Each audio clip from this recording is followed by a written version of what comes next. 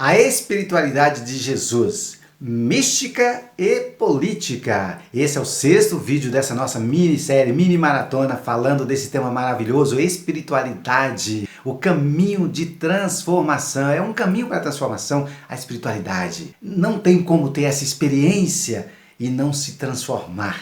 E quando você transforma, você não vive uma vida melhor, não só para você internamente, mas você externaliza isso e pode contagiar literalmente outras pessoas. Esse tema maravilhoso que estamos discutindo, se você está chegando agora e está meio perdido, o que é isso? O tema, Cláudio, 6º vídeo e tal? Olha, então vai no e-card aqui, volta lá desde o primeiro vídeo. Só assim você vai entender tudo isso aqui, não vai pegar fora de contexto, tá bom? No primeiro vídeo eu falo introdutoriamente quem é o Leonardo, o que ele fez, Leonardo Boff, esse grande teólogo, de onde ele veio, enfim, tá? E o objetivo dessa minissérie, mini maratona, vamos assim dizer, os dois nomes tudo ao mesmo tempo.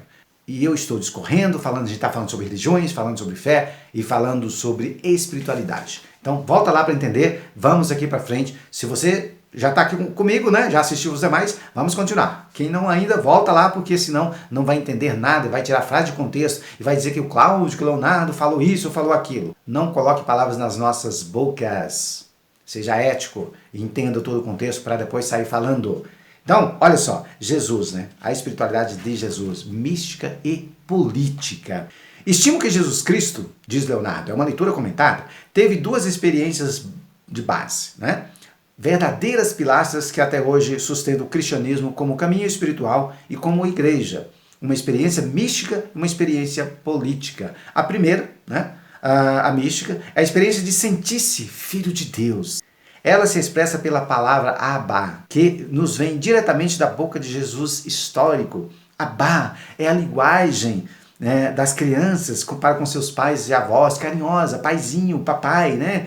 Traz confiança, traduz confiança, entrega, enternecimento e total aconchego. Então Jesus chamava o pai de Abba, paizinho, papai, querido, né?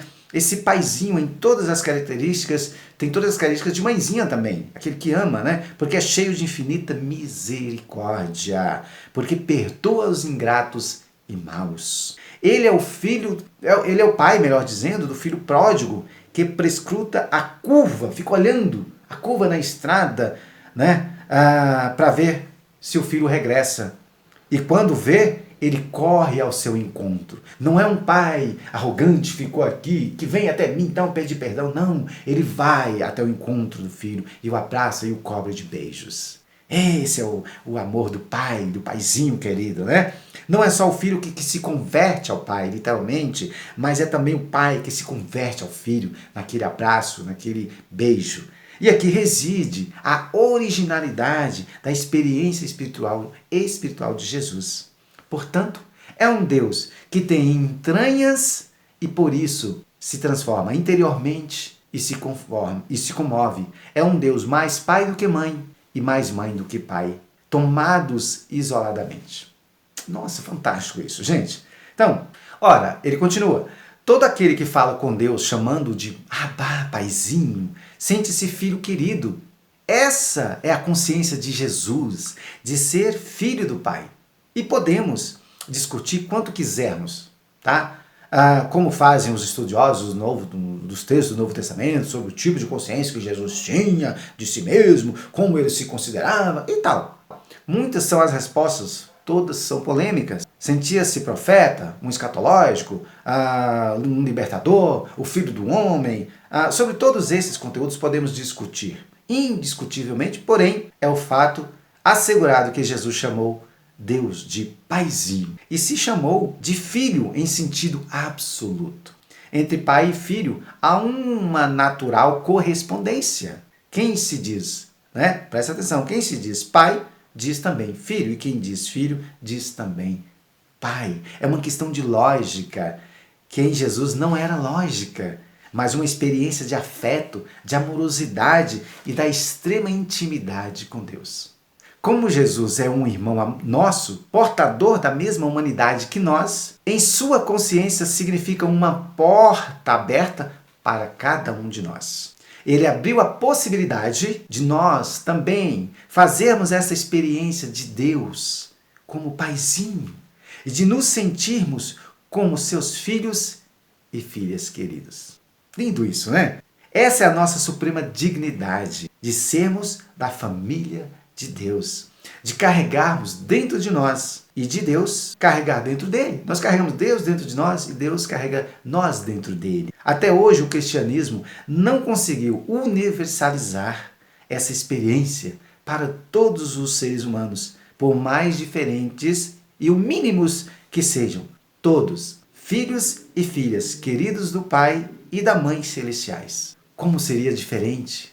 Como seria diferente o estado de consciência da humanidade, com ricas consequências práticas, se todos se soubessem e fossem acolhidos e respeitados como filhos e filhas de Deus. Não precisa nem comentário, né? Gandhi viveu isso, esse sonho político-religioso. Dele auria forças para a sua não violência ativa. Todos conhecem, quase todos, a história da questão da revolução do Gandhi sem uma arma. Milhões de pessoas o seguiram e conseguiu expulsar, né, todo aquele exército da dominação inglesa da Índia. Não existe uma explicação mais bonita do que esse viver, esse sentir. A segunda experiência de Jesus é de natureza político-religiosa. Ela se expressa em sua pregação. Jesus não pregou à igreja e nem a ele mesmo, olha isso, nem as tradições dos antepassados, ele não ficou falando disso. Ele anunciou o reino de Deus, que o reino de Deus está intimamente e que já se encontra em nosso meio. O reino de Deus significa a política do Pai, que a política do Pai conduz na história e em sua criação. Reino de Deus, presta atenção, reino de Deus é aquela presença ativa e revolucionária de Deus dentro do todo o universo. É uma presença cósmica, comunitária, social, pessoal, presença íntima de cada pessoa humana. Porque é dentro de cada pessoa, que está o reino de Deus. É a partir do interior de cada ser humano que Deus mesmo produz transformações. Quando, já foi dito aqui, quando temos essa experiência, experienciamos Deus dentro de nós, essa centelha divina, aqui é a partir de dentro que as transformações acontecem. O reino de Deus é a presença transformadora de um Deus que se acercou de nós e veio buscar o que é seu, seus filhos e filhas, para resgatá-los, purificá-los e assim transfigurá-los a eles e a tudo que os cerca. A natureza é o universo. Jesus anuncia essa grande utopia, essa revolução absoluta, alegria para todo o povo, como diz São Lucas no seu Evangelho.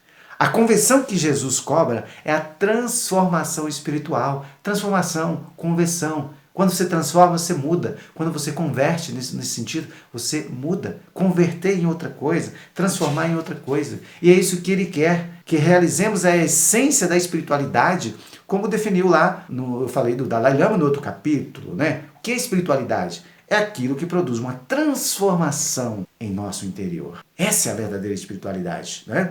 E olha, mas essa transformação não começa e nem termina no âmbito do interior de cada ser. A partir do interior, ela desencadeia uma rede de transformações na comunidade, na sociedade, nas relações com a natureza e com o universo inteiro. Como é que eu posso amar, dizer que amo o Criador e detono a sua criação, a sua obra?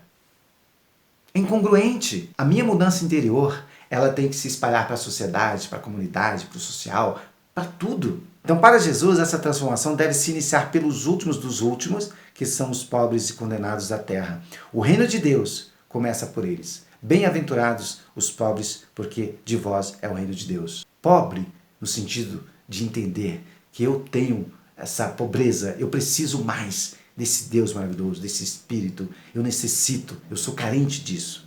Jesus teve sua experiência espiritual nessas duas esferas, na intimidade e na política. E ele se transformou. Ele deixou família, pôs-se a pregar pelos caminhos, a curar doentes, a consolar os aflitos, a perdoar pecados e a ressuscitar mortos. Mortos na fé, mortos para a vida, mortos nos sonhos, mortos de todas as maneiras, enfim. Mas acima de tudo, provocando nas pessoas um encontro amoroso e íntimo com o Abá, o Paizinho, e inaugurando uma ética de amor incondicional, de perdão ilimitado e de confiança irrestrita nos desígnios do Abá, Paizinho. Amor incondicional, perdão ilimitado. Eu pergunto para você que está comigo já nesse 6º vídeo, aqui no finalzinho, 11 minutos. De repente, você é uma pessoa que desgarrou, não está com nenhuma religião e tal, e está vivendo sua fé, está buscando sua espiritualidade, está buscando praticar isso, ok. De repente você está numa religião, você segue uma fé ainda, uma doutrina, ok. Mas essa fé, essa religião, essa doutrina está te fazendo uma pessoa melhor. Ah, eu perdoo, mas nunca mais olho a cara dela. Como é que eu amo uma pessoa má assim? Amor incondicional, perdão ilimitado. Lembra lá, Pedro, 70 vezes 7. Muitas vezes somos religiosos só no nome e ainda não aprendemos a viver a experiência de Deus, a verdadeira espiritualidade que transforma, que converte. Esse amor que a todos ama e a todos perdoa. Qual o reino de Deus que eu estou construindo? Para ele estar em mim, o reino de Deus estar em mim, eu preciso ao menos procurar viver os princípios, os projetos dele, de Deus. Senão, eu estou sendo hipócrita e longe, mais longe de mim, o reino de Deus vai passar. E eu vou ser apenas um fajuta, um carapaça, uma pessoa com 2 máscaras, que está numa determinada igreja, filosofia religiosa, crença tal, só para mostrar para os outros, para o mundo, mas não estou vivendo na prática, experienciando a minha vida, amando, perdoando, servindo, acolhendo. Que fica essa reflexão. E ainda tem mais, tem muita coisa boa aqui ainda. Nós vamos falar dessa questão da espiritualidade no Ocidente, nós vamos falar da espiritualidade no Oriente e muito mais ainda, tá bom? Você que ficou até agora, tá fazendo sentido? Comenta aí, compartilha, ajude o YouTube a divulgar mais essa mensagem, essa reflexão para outras pessoas. Eu tenho certeza de que muita gente precisa ouvir isso. Fique na paz, fique na luz, beijo no coração.